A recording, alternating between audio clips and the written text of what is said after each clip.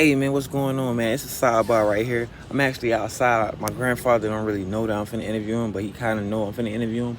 But I'm making this video just to let you know, man. Like, if you got any family that you want to tap in, you could do a challenge, do a repeat to a video like this, man.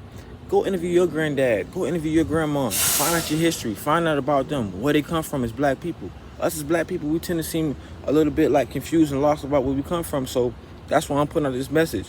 And definitely, I got to put out this message before, my granddad transitioned, because he's getting older.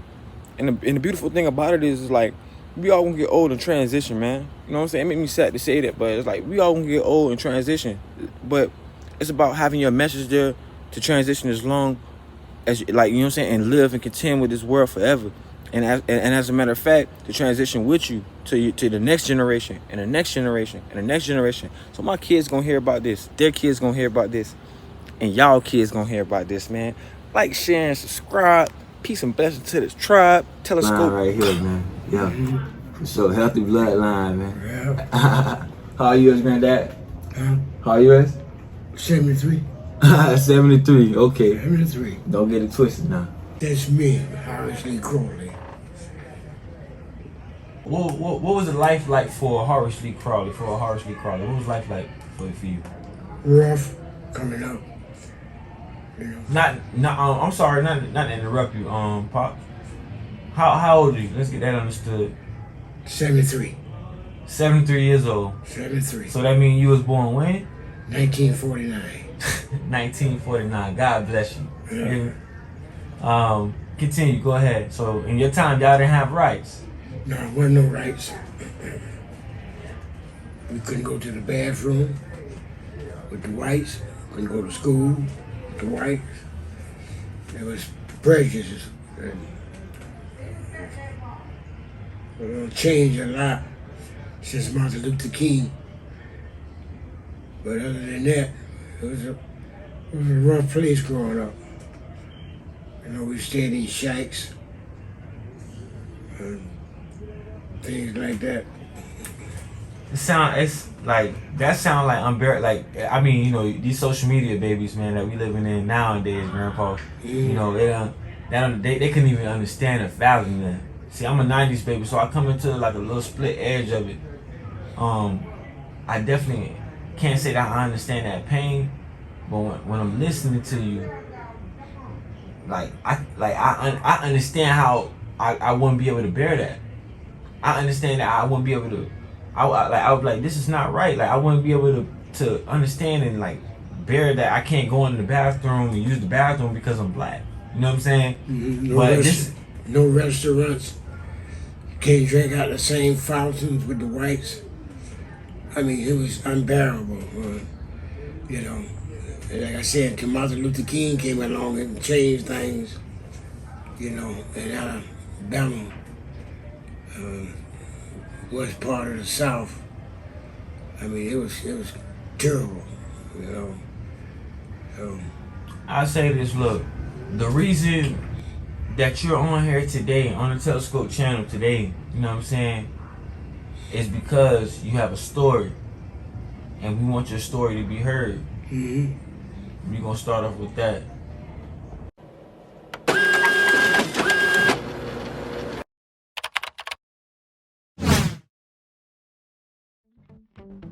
Hey, what's going on, family and visitors? Peace and blessings to you all. Welcome to the Telescope channel. Hit that like button, that subscribe button, and that notification bell in the bottom corner.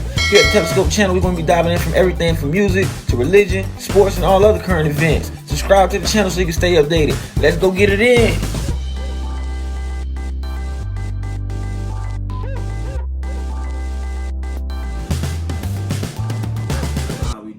Peace and blessings to the tribe, first of all and foremost. Cigar smoke blowing in the air, feeling good.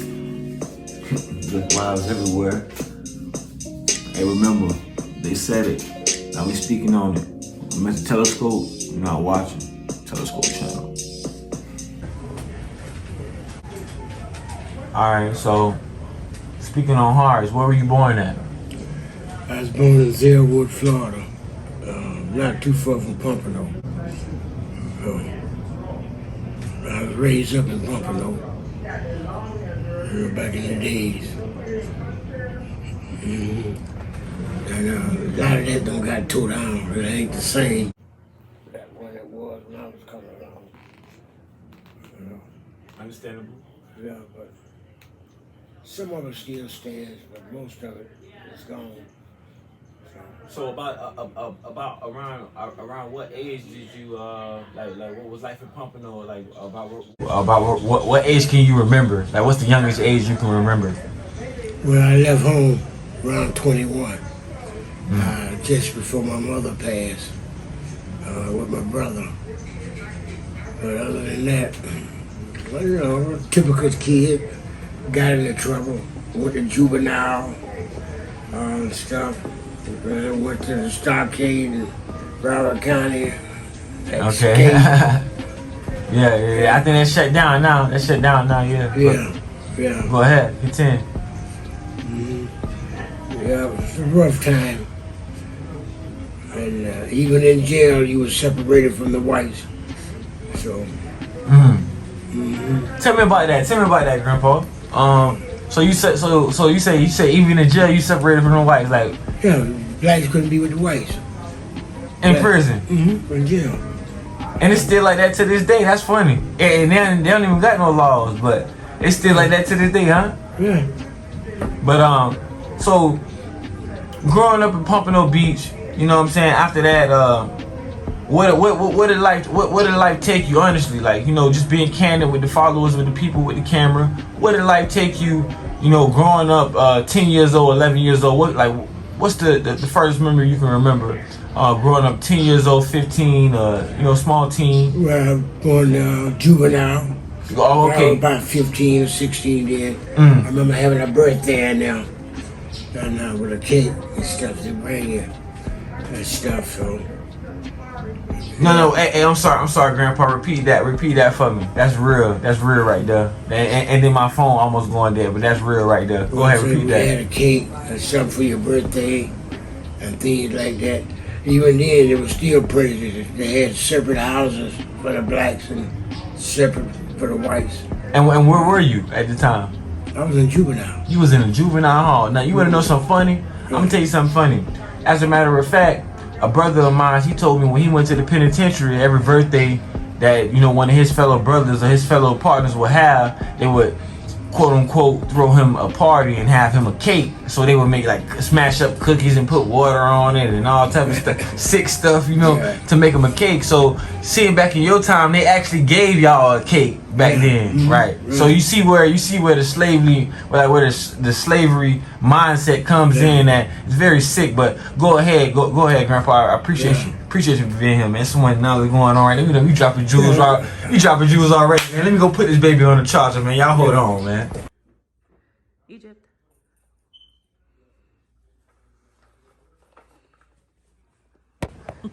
All right, so I'm trying to speak up a little bit louder, but all right, so moving on after the cake,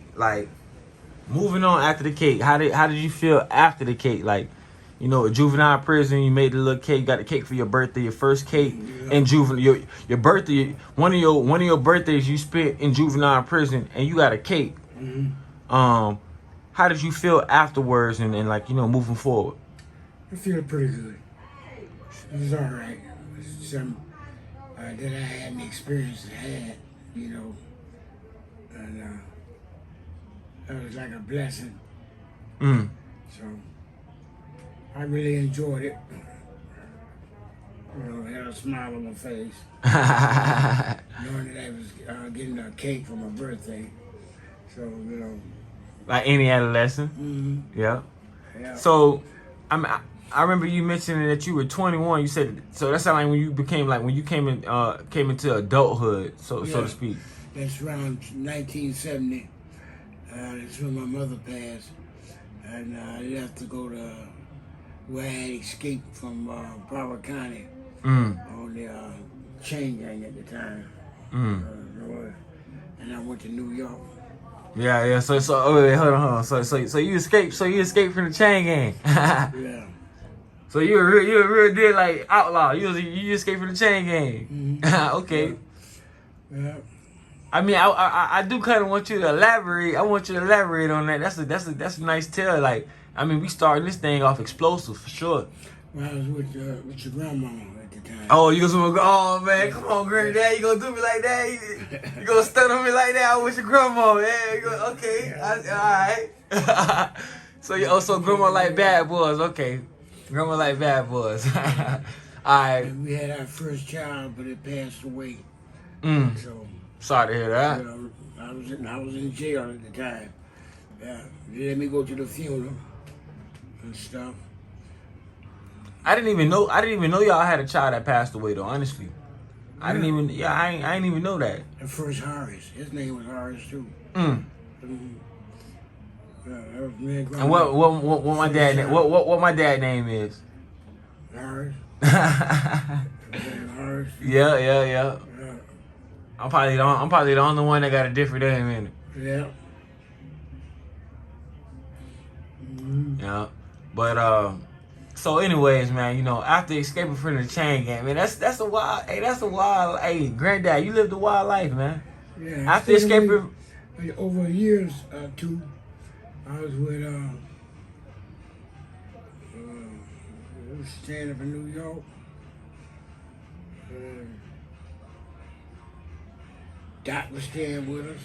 and died. Okay, I know and died. So all right, so Poochie was just a little baby at the time.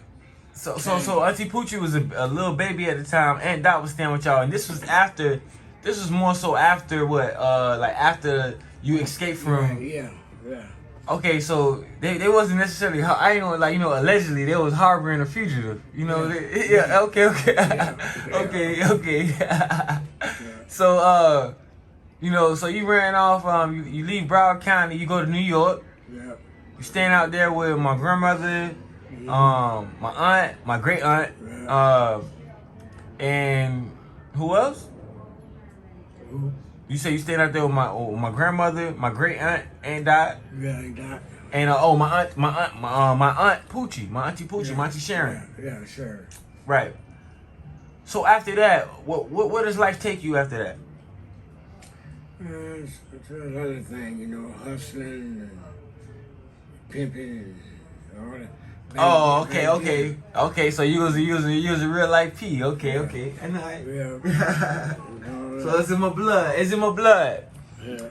Yeah. So, you want to elaborate a little bit on that? I know you can't really talk too much on it, but you know, if you can, you know, give us a little game on that.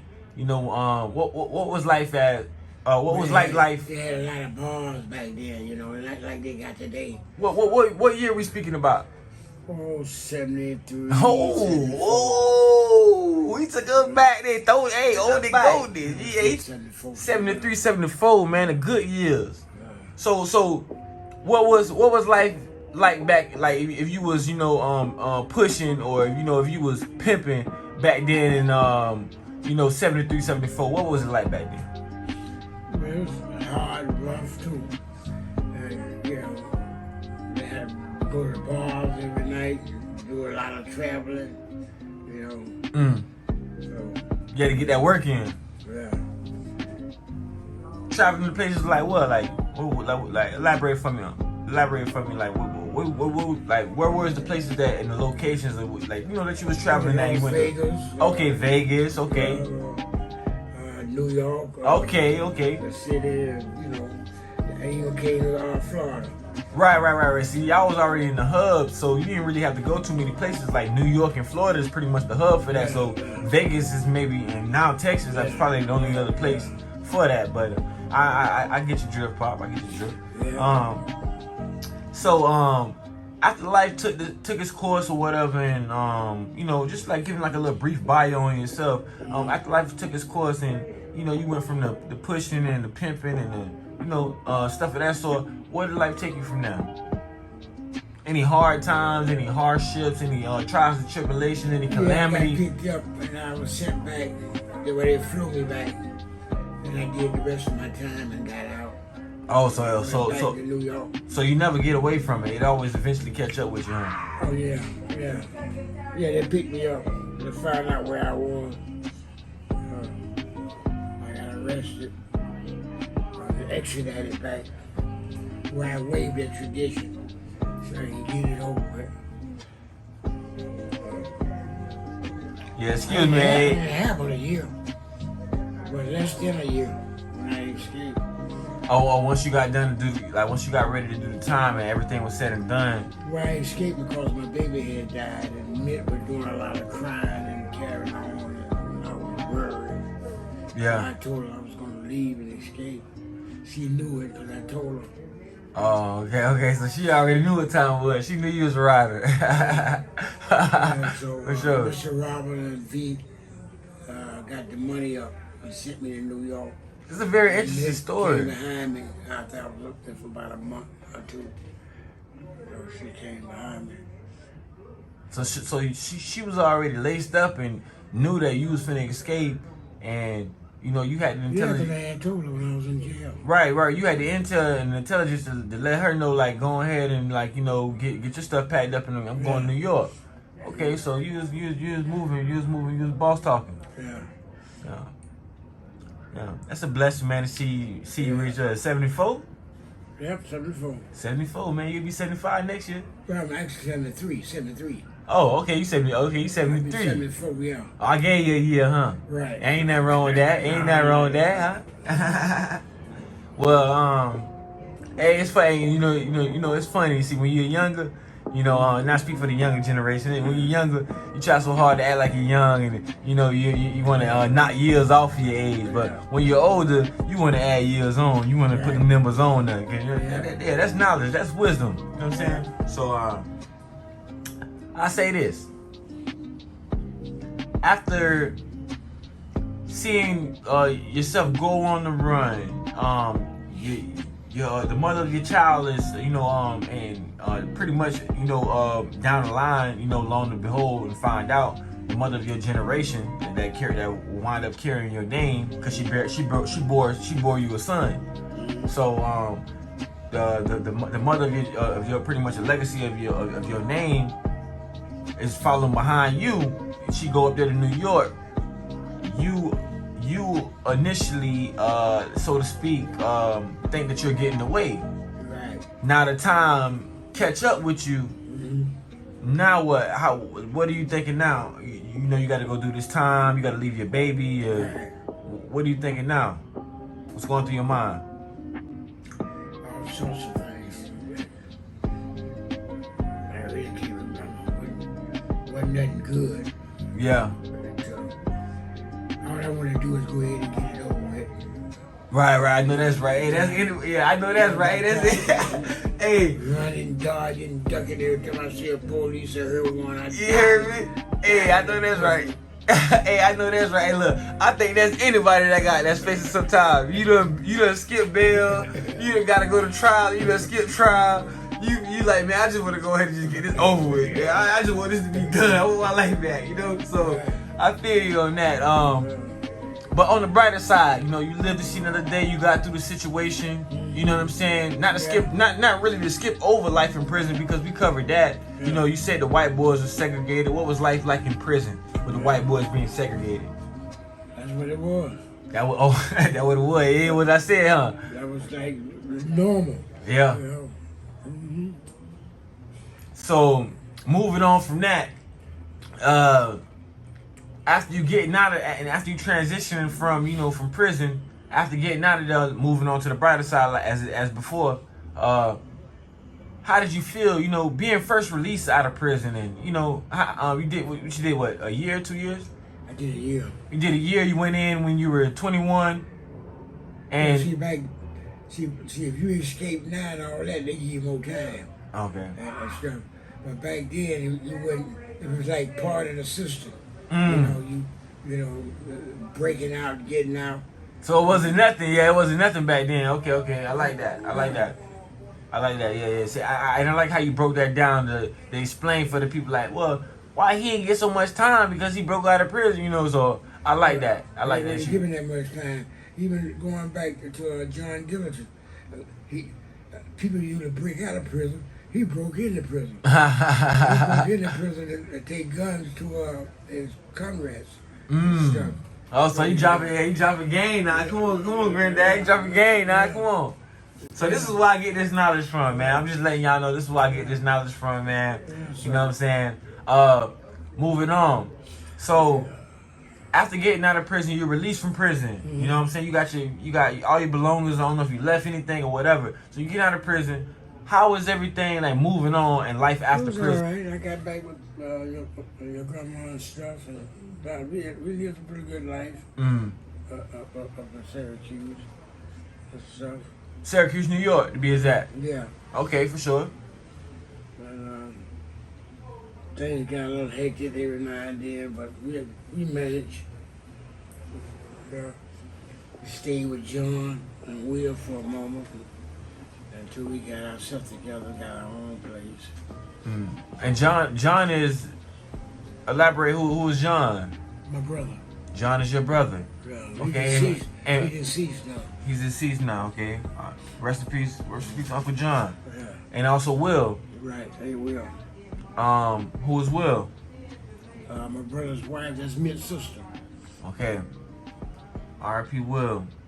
You know, moving forward. After y'all being, you know, in and out of the, you know, staying with y'all stay with family members, or so to speak, you know, stuff like that. Like, as everybody does. Y'all finally get up on y'all own. So how things are going from there? Pretty nice, pretty nice. We had our own nice little spot. I think Section 8 just had started. We got a place on that and stuff. We're doing pretty good. Okay.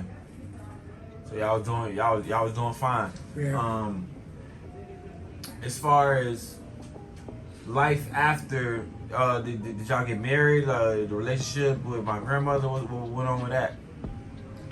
No, we never got married, but we stayed together for a long time. Okay. So let me ask you this: do you know anything about your heritage or your father or your mother? Well, I know about my mother, but I don't know that much about my father. Okay. No more from what my mother told me about him. Okay. You know, other than that, And I know about my mother. okay, so we'll speak on mom. So speak on granny. So how much do you know about her? Where was she from? Her mom was all over the place. She was from Atlanta. We moved from Atlanta.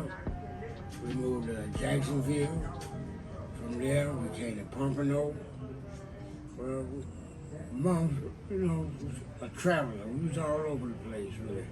Okay. So she had it real rough when she was coming up, you know, and trying to bring us up. Because there was a lot of us in the family. Yeah. So, And as you growing up, and you know, you seen your mother go through so many hardships to provide and take care of you. Yeah.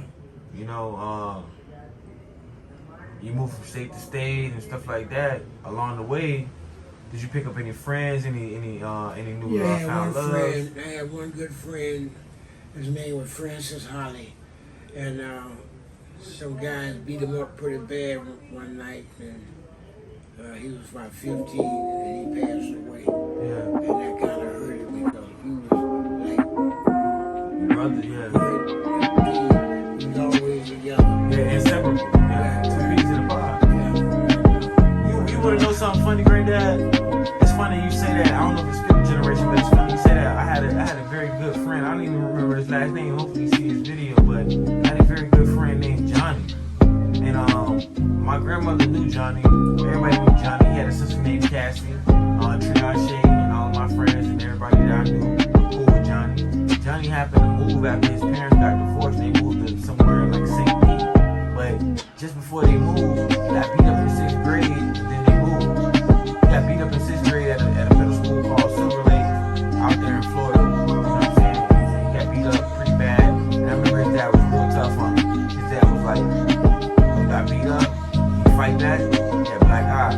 It's hurting. Like going to fridge, steak in there. Put the steak on his eye. You know know what I'm saying, and just like just let it go from there.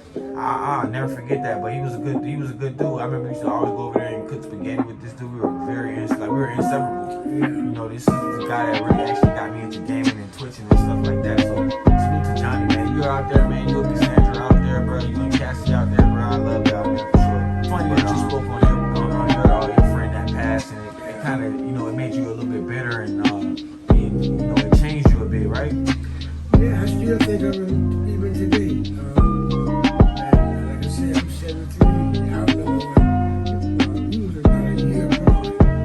I was about 15, about 16 when that happened.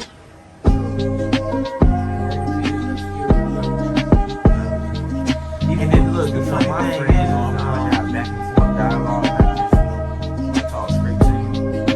But even with my friend that I had, you know, he was an Italian, you know, Caucasian male. You know what I'm saying? We played video games together. We was cool, bro. We played like Madden and stuff like that when it first came out, Nintendo 64 and stuff like that, Sega Genesis, and we were real big on that stuff like that. So to see him, and I was in 3rd grade, he was in 5th grade. So when I was just now finna go to 4th grade, and he was going to 6th grade. So when he gets into 6th grade, he see you up here with the big boys now. You know, these little kids over here smelling they nuts. You know what I'm saying? Like, they getting grown, they gonna fight, testosterone pumping, blood, adrenaline pumping. You know, and you know, the first day of school, man, he got punched in the eye. You know what I'm saying? My brother got punched in the eye, but he was standing up guy, man. He wasn't no pushover. He wasn't no soft dude. His dad definitely wasn't having that. So, you know what I'm saying? Salute to my brother Johnny, wherever he at. Moving on. So, speaking on life after your best friend passing away, you know, you growing up, you know, trying to find yourself. Did you ever find yourself in any type of tough spots, any calamities, anything that you felt like you was in a dark place, or you know, trying to figure things out? It's just you, because you know we human, all of us go through it. So Juvenile, actually, he was Francis was in there too, but he was in a separate housing because he was much younger. When I was older, they put me in another housing and put him down below. So he was in there also a juvenile. Well, all right. So speaking on my father, was he ever like up there in New York and like amongst like around you and like? Yeah, I was up there. I put him in school and stuff when he was up there. Yeah, met sent him up there. He stayed with me for about a year. And you like did you see him? Because I mean, obviously everybody know like my dad, and I'm very vocal about it. I put it out all the time. Like my dad, you know, he's addicted to substance abuse. You know what I'm saying? And for the people that have substance abuse, you know what I'm saying, I pray for you and we wish y'all help. You know, we're trying to get through this together. It's a journey because everybody in their family got somebody that goes through substance abuse. So, what you see your son fall a victim to substance abuse, you know what I'm saying? I was never told me anything about sexual abuse or nothing like that. Yeah. He making it tell you, your grandma and stuff, but he never told me about it or nothing. So you just pretty much had to find out pretty much like everybody else. That's normally how I don't think people kind of like normally tell people that like, hey, look, you know, I'm doing hard drugs. Yeah, because that wasn't nothing to talk about. Yeah, exactly. I don't think it's nothing like that. I think that it's more so it's like, you know, as you're coming to the realization, like once you find out whether he told you or not, once you come to the realization and you find out, oh yeah, he doing hardcore drugs, like, you know, how did you feel? How did you like? I feel bad. I'm sorry, I didn't know he was getting a bruise and stuff. So I didn't feel too happy about that. The grandma told me about it. So finding out that your son is doing, you know, it's the 80s or, you know, coming into the 90s, right? Finding out that, you know, your oldest son, not your only son, because you happen to have another son, but finding out that your oldest son is doing crack cocaine. How did you feel about that? Well, at the time, I was doing it myself, so. I mean, that's because I was doing it. I didn't like it because I know he was messing around doing it. So, so I tried to get him to get off that mess. So, change his life, right? Right. So, but back then, I was going to jail so regular. He had 2 weeks and right back in there and stuff. And that's a blessing. He ain't been back since, and he got out of that. Man. So hopefully he'll get off them drugs. I did. For sure. I appreciate you for that, Granny. I love you for that, you hear me? I salute you. I salute you. I love you for that. And I seen it. I seen the outcome. You definitely did. You got up off of it, for sure. You had to fight that demon off your back, you hear me? But anyways, moving forward, you know, me as being a father, I can say, man, me as being a father, and that's why I fight so hard for what I fight for. That's why I make content. That's why I'm putting out this content right now to show people like where I come from and what I like, what I'm built upon and what I'm trying to become. You know what I'm saying? Because guess what? It's not about you coming from a bad background. It's about what you're trying to, like, where you're trying to go. You know what I'm saying? It's about the new background that you're trying to make. You know what I'm saying? Ain't about the background that you came from. It's about like what you're trying to make now. So, I definitely had to let your story be heard. You know, you're gonna be one of the greats in this catalog on the Telescope channel. You know what I'm saying? And it's gonna live on forever. I'm never taking this down ever. You know what I'm saying? I appreciate it. I gotta let this story live on. I still got some more questions to ask you, but just, you know, I gotta give you your flowers while you're here. I mean, you've had such an extraordinary life. I know you probably don't want to elaborate and go too deep on the details, but you've had such an extraordinary life, like from, you know, dealing with numerous of women. That's where I think I get my gift of gab with women from. Yeah. I see the little slight smirk over there. I see it. And then, you know, also, you know, just being so shrewd and knowing how to handle business and stuff like that, having a mind, being conscious. I get a lot of that from you. So, thank God for you, Granddad. I'm gonna say that, man. Thank God for you, Grandpa. But yeah, man. Moving on. You know what I'm saying? Let me get out my feelings. You know. But moving on. After finding this out, you know, you having a daughter, right? You have a daughter, Latricia. Yeah.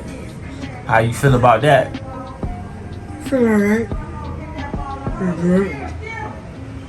And right after Latricia, you have another what? Horace. Yeah. Now you have another Horace. So what? And I got Tamika. Oh yep, Tamika.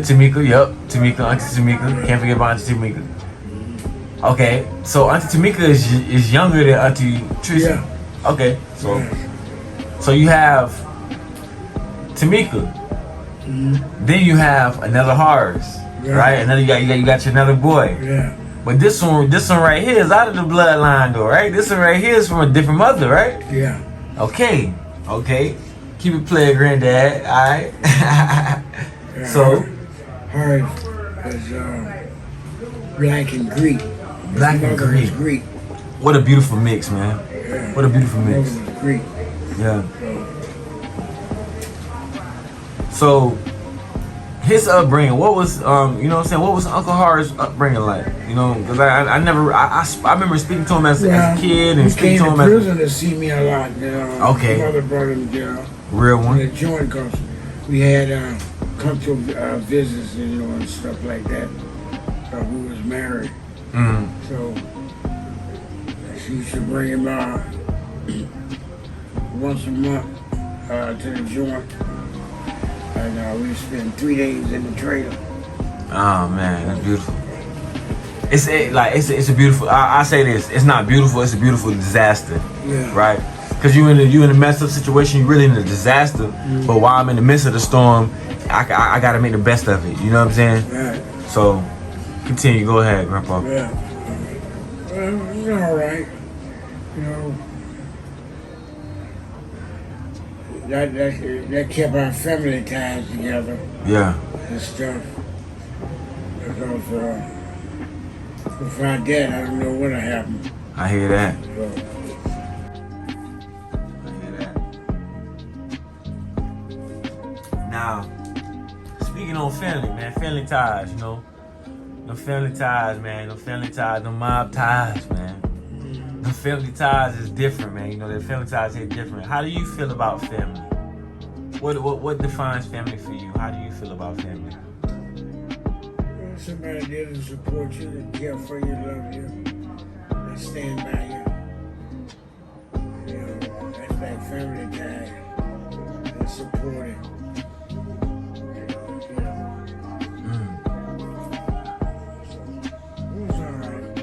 Making sure they got your back, pretty much. Yeah. Like, yeah, making sure they there, they got your back. You know, if you mentally straight, you know, whatever, you know. If you are physically straight, whatever, you know, making sure you all right. Yeah. Man, with that being said, man, you know, Granddad, man, I love you. You know what I'm saying? I done kept you up here a long time. I appreciate you. Hey, I appreciate you giving me your time. I enjoy it. Love you, Granddad. Hey, man, peace and blessings to the tribe. You know what I'm saying? Like, share, and subscribe. I'm Mr. Telescope. It's my grandpa. Granddaddy Hards right here, man. It's my grandpa. You're not watching Telescope channel. Hey, look, man. Y'all hit that like button below. Hit the subscribe button. And let me know y'all rocking with me, man. Salute. I love y'all, man. Peace and blessings to the tribe.